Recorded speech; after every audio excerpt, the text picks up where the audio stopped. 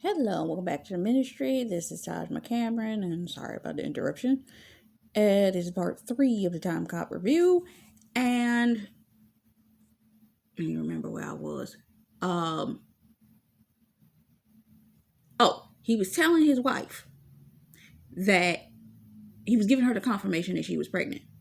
And as he was preparing to walk away from her, he turned around and kissed her because he hadn't seen her in years. So he was like, he just had to take that moment. Good thing that his alternate clone version of himself from that time frame did not see him, or she would have had a whole hell of a lot more to explain than that. So I'm guessing that he was on the stairs or something, so he didn't see it. So he goes and he crosses the fairway to go stand at a kiosk, and his younger self passes him to go over to his wife. The wife says exactly what she said that day originally to him. They kiss and they prepare to leave. He's watching for the guys who were watching them. So he goes and what does he do? He goes, allows them to go home. He meets her downstairs. This is just like we are as wives. She says, he's getting ready. He's like, keep him upstairs. And she's like, okay. She's like, am I nice? I mean, he's like, you're fine. And she notices that he's trying to brush her off. She looked him straight in the face and she said, am I dead? We discerning enough that we can read our spouses, which makes perfect sense. I was listening to something Stephanie P was saying the other day, and she was talking about, as prophetic women, we have the ability to read any situation. We can't be lied to. We can't, because we discern things. We're like, wait. And when it comes to our spouses, the way that we have a connection with our spouses, it's like they can't even lie to us. She said, am I dead? And he's like, hey, you're fine. And she's like, but she goes upstairs and tries to distract his younger self.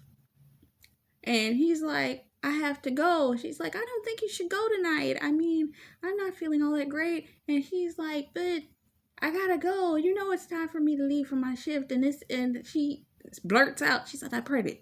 And he's like, what? He hugs her, but he's still trying to get out the door. Meanwhile, downstairs, the guy's coming to break in, right? Now, initially, he was going to go downstairs and he was going to open the door. But he opens the door regardless because it's the one from his time. And he starts kicking their butt. And they didn't recognize it, but I think, what happened? Something happens. I think they shot at him or something like that. But he ends up getting the light put on him. And then it's a tussle. Meanwhile, upstairs, he's like, I hear something. So he's in, now that he has this information in that time frame, he's protecting her.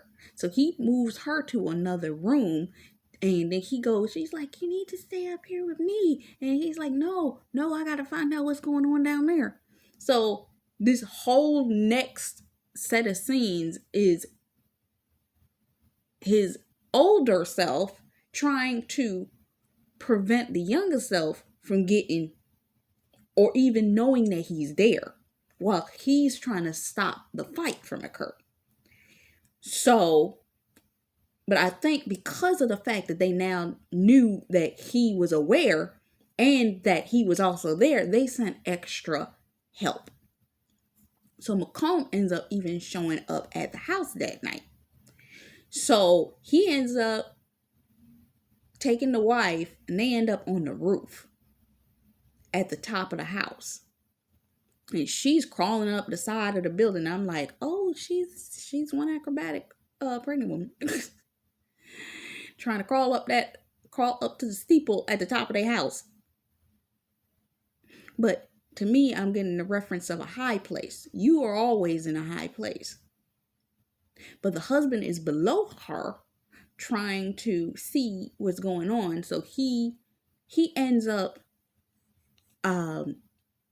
he's pretty much targeting and shooting at the people, just trying to diffuse the scenario, protecting his home base, being the guard of his household. But you are positioned in a high place in the midst of this.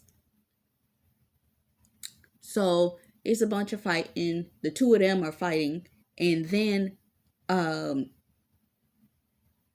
the older version is downstairs and he sees where they put the bomb in the cabinet. And I think the bomb only had 15 minutes on it or something like that. So he's in the midst of the fight. So he's fighting them. And the younger version is like trying to target from the outside of the house who he needs to shoot at. So when he's arguing, his older version of himself is arguing with Macomb inside the house about, he's like, why couldn't you just leave this whole thing alone? He's like, I knew I needed to end up taking you out because of XYZ, whatever the argument is. Because he knew that it was going to stop what he needed to do in order to get his presidency. There are people in high places that had positions that they thought that they were about to get, but as according to the will of the Lord, as it states, that God will depose, God is going to pull down one and raise up another. That anybody that is operating, and this is the same thing that happened with Jezebel's daughter. Jezebel's daughter usurped the throne. She was not supposed to have that position. But when God decided to pull her out, she was killed. I talk about this also in that Adam and Eve return to the garden word. These people were trying to usurp positions, and I could go way deep into that about things that are happening right now. But they are trying to go ahead of God's plan to prevent people such as children of God from gaining access, position, and even promised land, because this is happening on the territory of the promised land, which is the household, which is the place you built from the ground up. Yes. As a form of protection. Yes.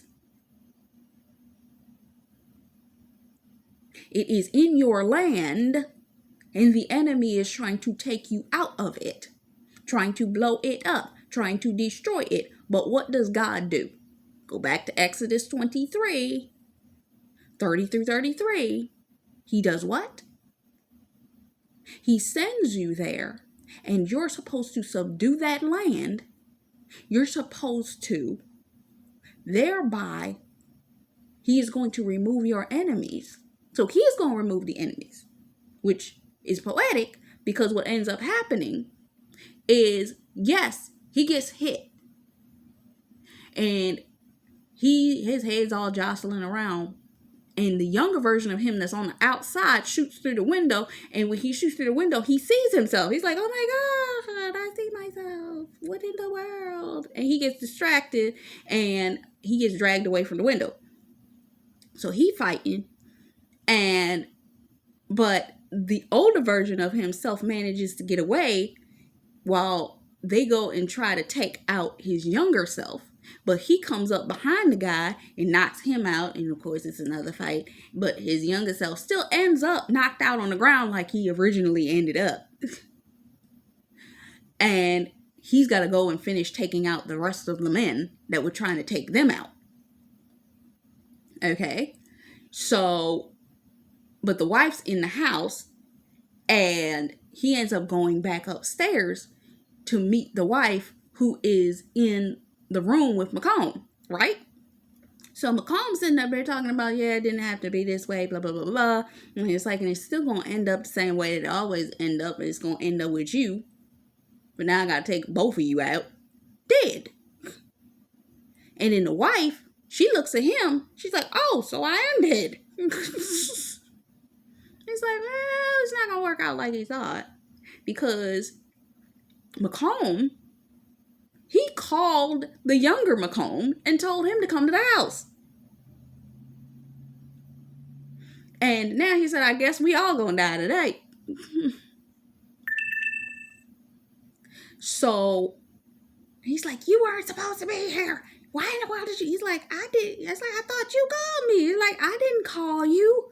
And it's like, oh, well, I guess we all messed up. And while they standing there, he's giving his wife a signal because he puts his hand on his belt and the wife sees it.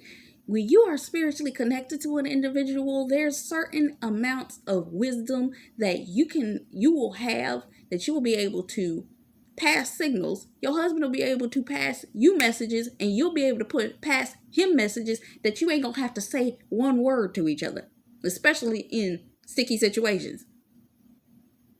God will give you wisdom to pay attention to one another, and you won't even have to say words, but you'll know what needs to be said. You'll be able to spiritually discern, because that's what that was, a spiritual moment of discerning. And at the very moment Macomb thought he was going to do what he was going to do, she elbowed him in the stomach and threw herself on the floor. When she threw herself on the floor, he grabbed the other Macomb and he said, two matters can't take up the same space. He's like, no, keep him away from me. He grabs him and throws him directly into himself. When that happens, when they cross the same space, they end up imploding into like this mass of goo. So he goes and grabs the wife, who was on the floor now, and picks her up. And just in the nick of time, he carries her outside to lay next to his younger self. As the house blows up behind him, he picks her up and puts her right next to himself. Then he goes back to travel back to his time. And now he realized that the place is owned by a guy named Parker. I don't know, Parker Industries or something like that. So it was no longer owned by Macomb. And him and his buddy's like, hey, how you doing? He's like, you're here. He's like, I'm always here. What are you talking about? The third day, Christ's resurrection? Huh? His friend is still alive. And he's like, I'm here. We good. What's up? You okay? Everything good with you? You went up? Are you all right? He's like, I'm good. I'm great. It's like, so he's like, do you need help? Are you all right?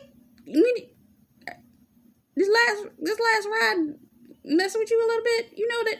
He's like, so Macomb isn't president? He's Macomb president? Macomb disappeared 10 years ago. What are you talking about? He's like, oh, I'm just having me a moment.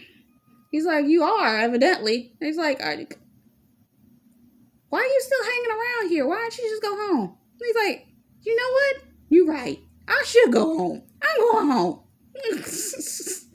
And when he sees the internal affairs agent and she's looking like a brand new recruit that just got there, and he's like, hey, and she's like, do I know you? He said, nah, not really. But as he's walking away, he said, oh, don't make the same mistake with Bobby, whatever his name is. And she looks away like, oh my God, how did he know that? And he goes and gets into his vehicle the same way he did the last time he wanted to go home. And when he says to the car, take me home, the car goes home and he ends up back at his house. But the house has been rebuilt. And his son comes running out the door. And he immediately grabs him, hugs him, holds on to him for dear life. And his wife comes out smiling. Hey, how was your day? And before she could even say anything more,